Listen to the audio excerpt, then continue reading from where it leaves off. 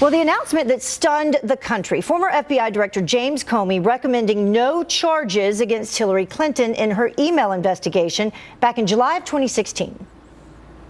Although we did not find clear evidence that Secretary Clinton or her colleagues intended to violate laws governing the handling of classified information, there is evidence that they were extremely careless in their handling of very sensitive, highly classified information. We cannot find a case that would support bringing criminal charges on these facts.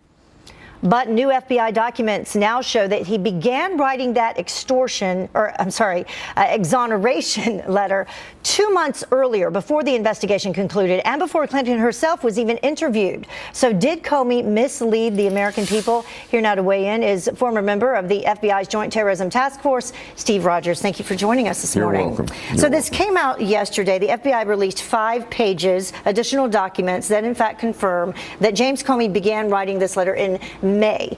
And so people at home recall Hillary Clinton was not even interviewed until July. What did you think about that? Well, look, in all my years of supervising criminal investigations, I have never concluded an investigation before I got all the evidence and interviewed everyone involved in the investigation.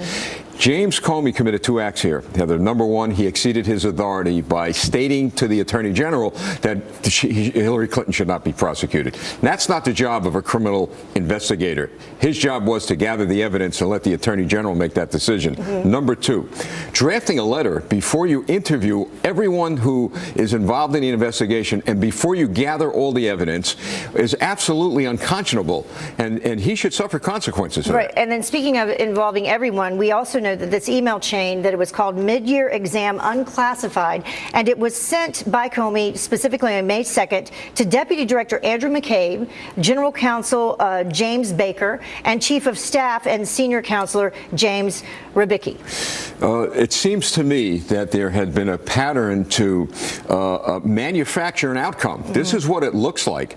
And in view of that fact, I could see why the president has stood up and said, look, James Comey was wrong, that there should be an investigation. He outright lied. He certainly misled the public, and it seems like there was a pattern to manufacture an outcome. So what is happening now with this, and what do you think should happen?